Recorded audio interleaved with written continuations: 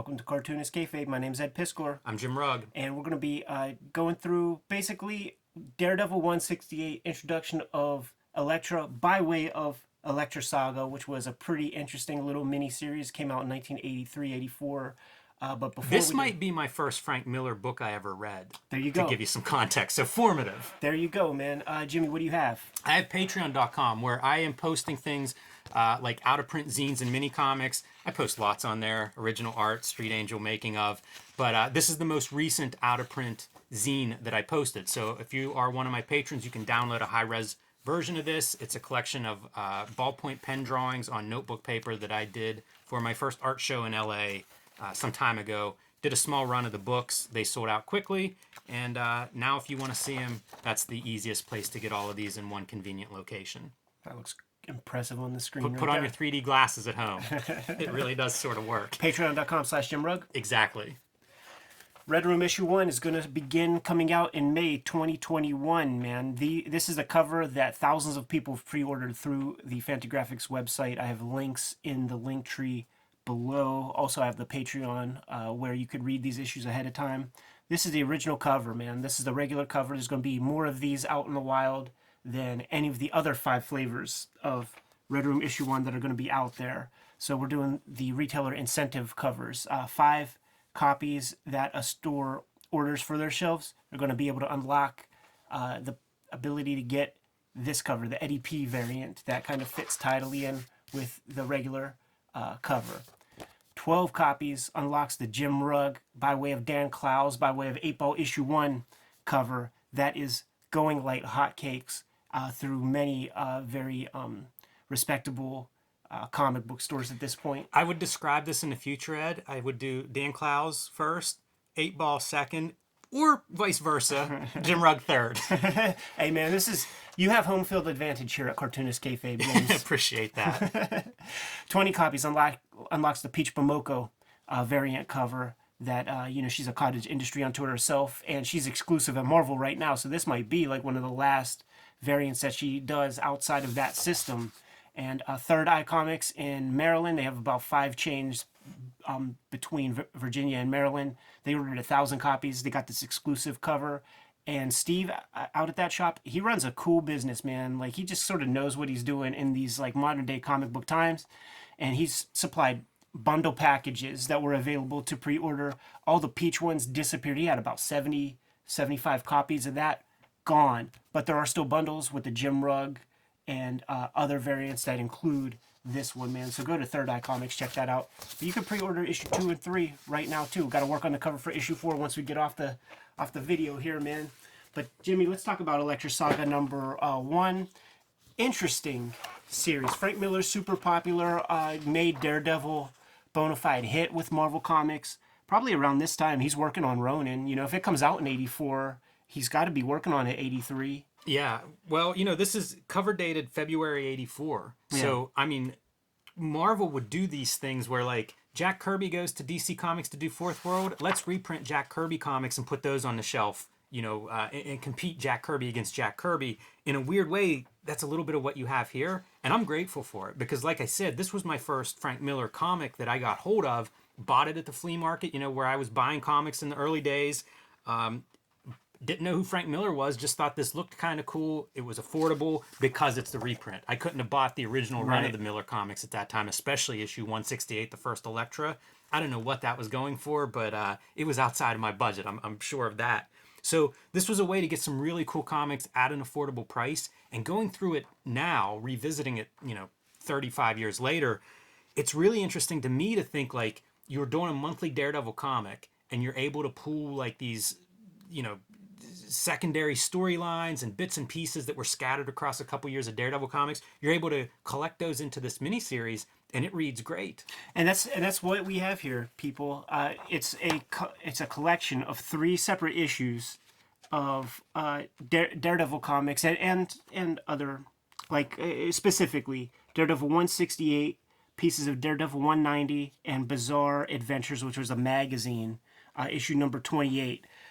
They basically take out all of the bits from those comics that ain't Elektra bits and just tell a pretty cogent linear story with that character. This is what this is what we had. We had no benefits of reprints in any major way around this time, and there was no guarantee that we would ever be able to read these comics in any other fashion, right? So, like you said, Daredevil 168, we're not getting our hands on that, man. I still don't have a copy, and I think it's like one of the only copies of that run that I don't have.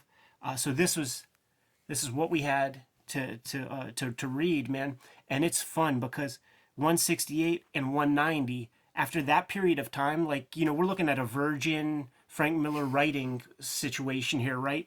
And First issue that he wrote was 168. yeah, and 190 comes, you know, years later.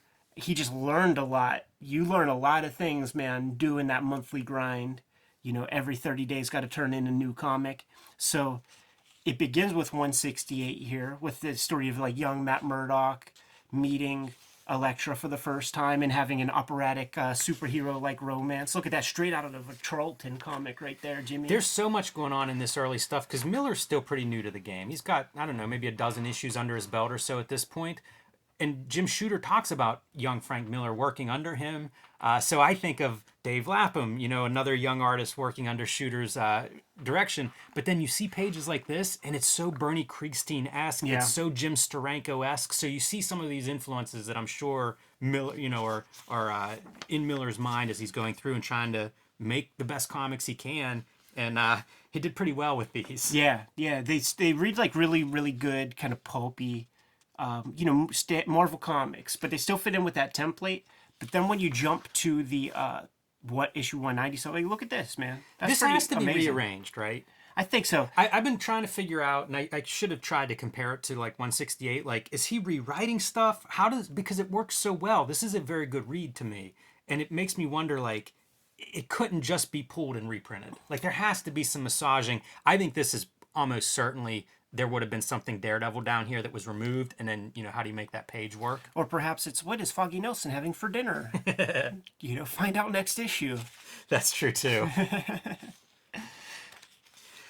I'm impressed. This is Krigstein-ish, man, right here, dude. And this is a pretty dope sequence, man. Let me just touch on that real quick, man. So Matt Murdock pops in because his girl is being held hostage, man. Elektra with her pops dispatches these villains.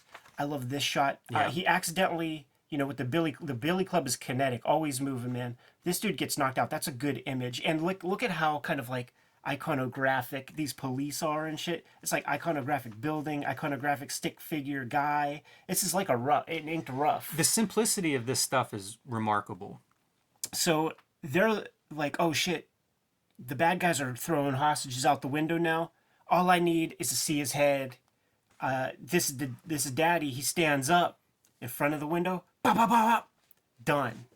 Look at the storytelling too. Blocking the window, when he falls, you see the bullet holes in the window. Good stuff. It's really strong. And before you turn, I would just point out, like, the storytelling in this whole first chunk is so different than what I'm used to. You know, we look at a variety of cartoonists. Yeah. Imagine the stuff we look at in the 90s in terms of storytelling, because these are like 10 panels per page. And they read quick. It's not like you're bogged down or this is a cumbersome thing to tread through. It reads real fast, but it's a very different approach to storytelling. And it's probably part of what appealed to me when I got hold of this and was like, it is a pulp movie that I'm watching here. Yeah, sure. Like we saw Reservoir Dogs and Pulp Fiction before I read this, probably. Now we jump to like the issue 190 elements. Yeah, I brought issue 190 if you want to, you know, compare any of these pages. You can see approach to color is a little bit different. Some minor things, you know, prologue is removed, but basically, you know, straight reprint on these pages. Pagination is weird. You see the difference in the paper. Yeah. I don't know if this is Baxter paper. I forget the stuff Marvel was using. I don't think it's Baxter on the Elektra Saga, but it's one of those coated better stock papers. Right. So you see the color interacting much differently. And this is detailing the aftermath, right? She goes, Elektra internalizes losing her father that she was very close to, and now looks to learn some martial arts skills to strike back at the world, to never be vulnerable again. So when you have this kind of gimmick, then you have to have the trial to get there, right? So this is her failing the trial, but they bring her anyways. There's a ninja out there hunting deer. Hey, man, they get hungry out there. That's true. You gotta eat. And then it's straight out of like Gordon Lau, 36 Chambers kind of training facility, man. Down to everybody's bald head except Stick. Stick has that like George C. Scott messy wraparound sideburns kind of hair gimmick happening. Yeah, I think Janson is coloring all of this too, even in this early, like the 168 early stages. Although I think this is all 190. Yeah. I marvel at this stuff, man. Like the spread of this is really cool. It's beautiful for monthly comics, like being able to deliver stuff this stylized. She gets ostracized and kicked out of that little Tibetan compound because Stick and those guys are like, you're too vengeful, you know, you got too much dark side energy in you, and we just taught you how to 1-inch punch a motherfucker. Like we made a mistake here. You got to get out of here. Yeah, her plan is she's going to infiltrate the Hand, Yes. the dark side of the martial arts in the Marvel universe, and basically destroy them from the learn what she can from them, and then take them apart from the inside. And her sensei's not sure about any of these ideas that she has. The Hand's first test for her is they throw her in a dark well, and she has to kill this guy. And when the lights come on, it's her old sensei. Yes, of course. Jinx was one of my favorite G.I. Joe toys, by the way. Now we got like, 5 Jinxes sitting there. 4 Jinxes.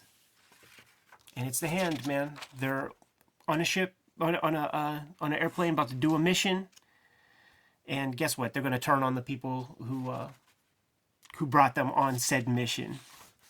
Take over the plane. These are pretty early ninjas for American comics. Because it would have been like 81 or so, I think, that the first appearances of this stuff.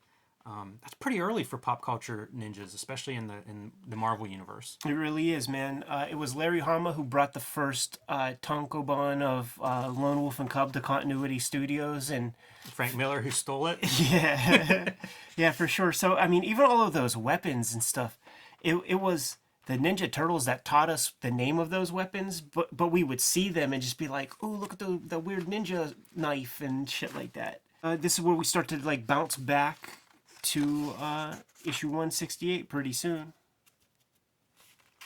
This must be the excerpt from Bizarre Right. Adventures, because I'm not familiar with that, and the it's not in there? proportions are different. If you look, you can see it's kind of that magazine proportion where you have the higher footer at the top and or at the bottom and the top, and I think that's what it must be. Yeah. You can even see like heavy duo shade on some of the paneling and stuff.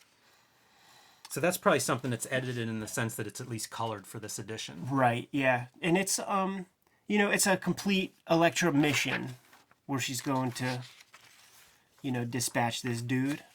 And then boom, we launch right back into Daredevil 168. We wrap that up. Yeah, whoever's idea it was to put this together, I commend them. This seems like a really cool packaging. And like I said, I didn't have the benefit of like nostalgia or anything else. This is what I had, Right? And it worked very well for me. Yeah, me too. It's a fun exercise, to kind of like rearrange and re-edit the stuff to try to get it all to work. I think as a self-publisher or a creator-owned cartoonist, there's also the lessons of like, yeah, you can package this stuff in different ways for different audiences. That pretty common now, but very forward-thinking, I think, at the time. You see the Eisner Totally. pretty heavy in this image specifically, even as like a little bit of a crib. And what this initial story is, man, is a kind of like nod homage to the Sans Serif story line that took place in the Spirit comics, where Denny Colt in his civilian phase, man, had an ornery girlfriend that went away, became an assassin. Look at the coloring from Janson. A lot of just 2 colors in these panels, that yellow and blue for the figures to really pop. Yeah, against the cool colors, right? It's like the nice warm yellow against all of these cool colors. It's pretty bold for coloring. It is. That's another thing that feels like you're not going to see coloring that looks like that today. No. Or in the 90s, you know, whenever I was tracking this stuff down. Always given a lot of credit for his fight choreography in his comics, so we got some cool showcasing of that here to round things out. Yeah, we should say too, another piece of the story is once her father is killed, that's like the last time Murdoch sees her. Yeah. So it's college Matt Murdoch, and the love of his life just disappears from his life. Yes, and there's a callback here that is mentioned. Hit him low, olive oil. He says that during the college days when they're doing the kidnap thing that gets her father killed. So she knows what to do in that moment reflexively. She knows that that's Matt Murdock. Gives her a little smooch, takes the bad guys away, and it's the only time she's ever cried. That's that Frank Miller operatic romance of the superheroes in full effect. I thought you were right going to say there. the super macho. Some more of that duotone stuff, man. Frank Miller, I don't know that I've seen these conversations lately on YouTube. They were there back in the day, and I don't know if they've been taken down or you just got to really search deep. But it's Frank Miller, it's Neil Adams in conversation at some sort of panel, and Frank Miller credits Neil Adams as the guy who kind of taught Miller to kind of play both sides of the fence in your comics career, man. Go do your DC work, man. Go talk to Marvel. Like, the way they have the contract, make the contract work for you. If they're not going to give you health insurance, make you an employee, give you some exclusivity, go over to Marvel and tell them that you're getting about $1,000 a page, man. Go do a little bit of stuff over there at Marvel, man. Go back and talk to DC a little bit later. Tell them you're getting $2,000 a page over there, and keep that going through the rest of your career, man. So he's making Ronin, but he's drawing some pieces, man, for this thing right here. These are original for this package, and I bet he did all right. Yeah, this is probably your other shift. You know, I talk about Marvel putting Jack Kirby against Jack Kirby whenever he switches companies. Well, here we are in the 80s, and royalties are starting up, and it's almost probably Miller benefiting, you know, like being on board for this kind of thing. Like, yeah, I'll do some more, I'll do a little bit of extra art to put this edition together. I can't tell if it shows up on the camera, man, but I got mine at Ides for $2.20. That's good. Yeah, I bet you I paid $1 or $2 for mine, you know, at the time. I wanted to point out just, this is that piece in the middle of the issue. Look at these horizontal panels. Yeah. I really like seeing Miller doing this different stuff, like trying some different things. You know, you can see the progression of your circle across those three of Lost at Sea and Time is Passing. These comics just wowed me. Yeah. You know, your average comic is not a Frank Miller Daredevil. Right. And so, like, to pull this almost randomly out of a box of comics at a flea market, this is before I'm reading interview magazines and know who's who. This was just like in a couple of comics that I could afford one weekend, and then just read this over and over and over.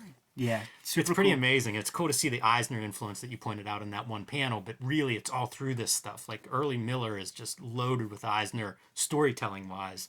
And, you know, I didn't have the vocabulary to even know what I was seeing. Right. I just knew the reaction is like, I want to read it again. Yeah, there's a lot of benefit in that, man. Like, if you look like a genius to people who don't know.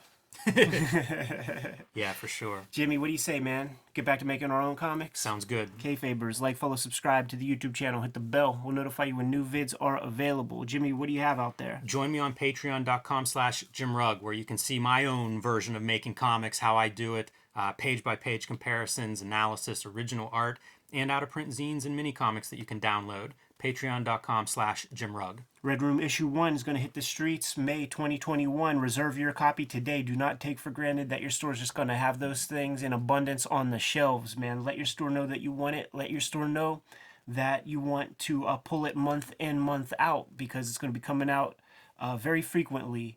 You could pre-order the comics at my link tree in the description below. You could read the comics at my Patreon in the link tree in the description below. $3 will get you the complete archive, and I have 3 complete issues up there as we speak.